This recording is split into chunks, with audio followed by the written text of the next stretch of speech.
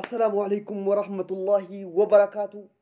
بقى جمد المان روما أدوغا أجمع إباغنا ما نسني كبتشين أفني جرا خبجم توتا جالتهم توتا يوتيوب عبد الشيء أورو جل ترجم تنو نجان كيسان سني فباية تسنين جرا هرجنا مان أدوغا ما تشيسا غورا كيسان سنبوفنا وانا كنا دعون باية نما جم تشيسا هردف توتا خبجم توتا يوتيوب عبد الشيء أماتي عبد الشيء توب جل ترجم تنو ندي كيسانو لايك gochuudhaan obboleewwan keessaniif daddabarsaa warri maatiinuuf hin ta'in immoo akka maatiinuuf taatan kabajaan isin gaafanna. Egaa akkuma beekamu kaleessarraa oduu gammachiisaa tokko isiniif qabanne dhufnee jirra jechuudha. Kaleessa akkuma beekamu hidhamtoonni hiikamaa jiru jechuudha. Waan abdii namatti horu baay'ee jira. Gadda isinitti himeen ture torbii tokko dura viidiyoo kan kooyi warri dhaggeeffataniitu ta'e abdii guddaa jira. Abdiin kun waan gammachiisaadha. Fuuldurri Oromoo ifaadha na amanaaf niin jedheen ture. Baga gammaddan ilmaan Oromoodha. Har'aa kun akkuma beekamu obsaa Abdiisaa gadhiifamee jira. Obsaa Abdiisaa hundi keessanuu sooshaal miidiyaa irratti nama sabboonaa qabsaa'aa dhugaadha. Jawaarii wajjiniin gaafa Hacaaluun hidhamu gaafa Hacaaluun ajjeefamu sana nama hidhame keessaa tokko. Wanti baay'ee nama gaddisiisu badii tokkotti malee ji'a jahaaf guyyaa 240 ol nama mana hidhaa keessa ture jechuudha. Gara guyyaa 300tiif nama deemu mana hidhaa keessa ture. Kaleessaa bilisaan gadhiifamee jira. Baga gammaddan obsaan Abdiisaa gadi bahuu isaatiif wanti nama gammachiisu kana caala maaltu jira?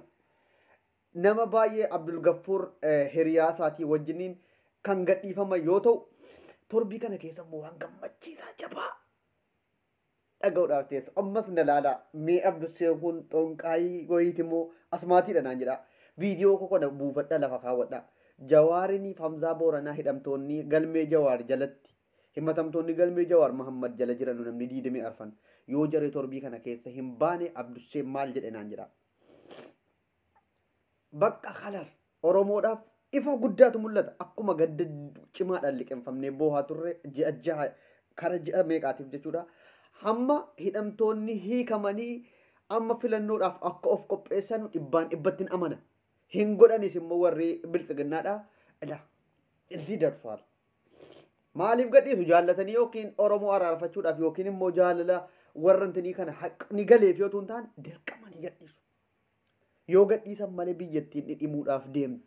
Abduseen immoo maaliif jecha kana irra deddeebi'ee jedha baga gammaddan. Baga gammaddan Jawaaris Hamzaa Booranaas Baqqalaa Garbaatis warri galmee Jawaar Muhammad eegdonni Jawaar Muhammad guutuun gaafa 14tiimi beellamni jira. Gaafa 14 numa gadhiifamu. Simannaa qofaaf of qopheessaa gammachuu keessan ibsachuudhaaf of qopheessaa gaafa san waan hin ta'u hin beeku garuu gaafas baay'ee emooshonaal ta'ee maal jedhee isinitti hima gaafa Jawaar gadhiifameera naan jettanu gammachuu ibsachuudhaaf illee waan akkan itti ibsadhu hin beeku garuu gammachuu gaafas ibsachuudhaaf amma qophaa'urra jira jechuudha. Hundi keessanuu gaafas gammachuu akka itti ibsatanuuf of qopheessaa hin gadhiifamu gammachuu jabaa ibsachuudhaaf taatu. Kunoo gadhiifamuu jalqabanii jiru warri nuti sagalee ta'aafii turre firii obsaa Abdiisaa firii gammachuu ayyaanaa firii maaloo jennee iyyaa turre. Amma irraa gadhiisuun jalqabameera. Maaliif isinuma akkoo bakka waan ittiin uummata sodaachisan dhaban uummanni sodaachuu dide uummanni Oromoo sodaachuu waan dide ofittiidhaaf mana hidhaa teessisanii dadhabanii maaliif uummata hokkaamsine mana hidhaa keessa teessifna irra gadhiifne uummanni waan barbaade gochuu wayyaa badii jaraatiif illee badiin keenya adabbiin akka nurraa xiqqaatuuf jedhanii gadhiisaa jiru. Waan nama gammachiisu yaa Rabbi ilmaan Oromoo gammachuu kana jabaadha. Guyyaan tokkittiin guyyaa meeqanatti taati maaliif dheengadda dhaaddacha dheengadda irratti dhiyaatan irratti Jawaar Baqqalaa Garbaa hundi jaraa dhiyaatanii turan.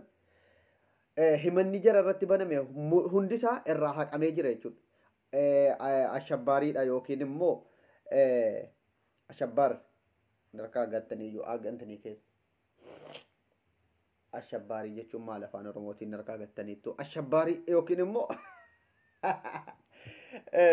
Eva kaachoo koomintii jalatti barreessaa ashabbaarii jechuun afaan Oromootiin amma afaan keessa jiru anis shoror keessa naa dhufe aboo gisee intini waa ibsattu kana dirqaafadha. Shoror keessummaan irraa haqamee jira. Gaafa du'a Hacaaluu isintu yoo uummata kakaase waan adda addaatiin himannaa gurguddaatu iyyuu ammas Jawaar Mohammad neetwoorkii seeraan alaa yookiin meeshaa antanii fayyadamuudhaan jedhamee himatamee ture sunillee himata isaa keessaa haqatamee jira. Shororkeessummaan irraa haqamee jira. Namoota 24 Jawaarii wajjin shororkeessaa jedhamanii himataman hundarraa haqama jechuudha. Jawaar qofatti irraa miti. Wanti baay'een sirraatee jira. Amma gaafas waan abbaan intanii qofittiin dhiyeeffatu dhaggeeffatame bilisaan gadhiisuu qofittiidha wanti biraan jiru. Wanti jarri fiichi lafaa guyyaanuu kennaa ragaa barbaadannaa maaloo jedhan dhumate. Allahu akbar. Yaa Rabbi gammachuu dhumaaf teenya.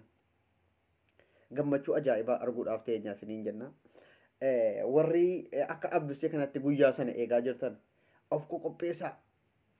Yaa Allah gadi bahee Jawaar feesbuukii isaa irratti deebi'ee ummati Oromoo akkam jirtu kan haftee guddoo kan dabarte gundoo jedhee ummata Oromootiif barreeffama isaa aannan sana sarara lamatu gaafanne barreessuudhaan akka nama aannan dhugeetti onneen si qabbanoofte jechuudha. Barreeffama isaa sana yaade tokkoof jecha isaa inni oommeen irra dhufee sagal na ajjeeftanii sagal na gubdu malee an jecha kan koo Oromoo irraa yookiin jechan amma Oromoodhaaf jedhaa jiru duubatti nan deebiseedha.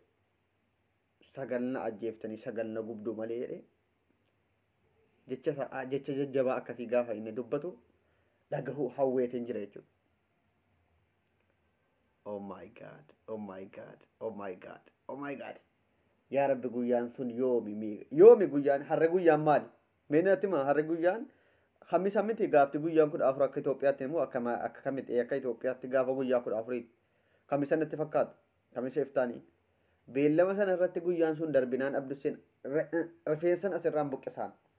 Warri biltsiginnaatis hidhamuu jaraatti hin gammaddanu jedheetaniin abdii qaba. Baay'een keessan amma erga bakka gadhiifamuun jira dhugaa ta'e Rabbiin nuuf baasu. Warri ergasii Jawaar achitti basa waggaa 20 hidhama waggaa 30 hidhama jettan. Gaafa dhugaa Jawaar gabbahe biyyattiin tasgabbii hammasiin argattu arguudhaaf teessu. Tasgabbii guddaa argachuuf teessi. Ummata tasgabbeessuu danda'a Jawaar. Harka Jawaar jirti. Kanaaf dheengaddaa qulfiin biyyattii Itoophiyaadhaa Qelinxoo yookiin Maakalaawii jira gadi dhiisaati qulfii sanaan biyyattii tasgabbeessaa isiniin jedhaa turre waan ta'eef warri baatan baga nagaan Rabbiin isin baasee isiniin jennaa. Waan nama gammachiisaati. Bicuu wanti nama gaddisiisu obsa abdiisaa eebbasaa irratti yeroo erga eebbisaa darbee ka'e gadhiifamuu isaatu baay'ee tokko nama aarsaa. Innillee hadha miidiyaa keelloo miidiyaa irratti yaada kennateen ani kan lubbuudhaan darban baay'ee jiru waan ta'eef ani eebba kan koo irratti natti intini jedhee wanti angaabbu hin jiru. Maatii kan koo eebba kan koo arguudhaaf guyyaa kana eeggachaa turan qofittiitu bicuusi natti dhagahama jedhe. Abshir jennaan warri lubbuudhaan yookiin miila dhabanii ijatti dhaban baay'ee jiru waan ta'eef obsa abdiisaa keenyaa baga nagaan nuuf baatee Ustaaz Raayyaa Abbaa Macaallee peejii isaanii irratti gammachuu isaanii ibsatanii jiru. Iftaan immoo ummanni Oromoo gayyaa'ee gammachuu isaa Jawaariin akka itti simatu. Allahu Akbar. Feesbuukiin kun warri biyyaa qoqophaa eegaa Jawaar ni baha duruunfadhee isinitti hima. Galatoomaa laayik godhaa warri Jawaar Mohammad bahuu qaba jettanii gammachuudhaan eegaa jirtan hundi keessanuu. Laayikii godhaa galatoomaa.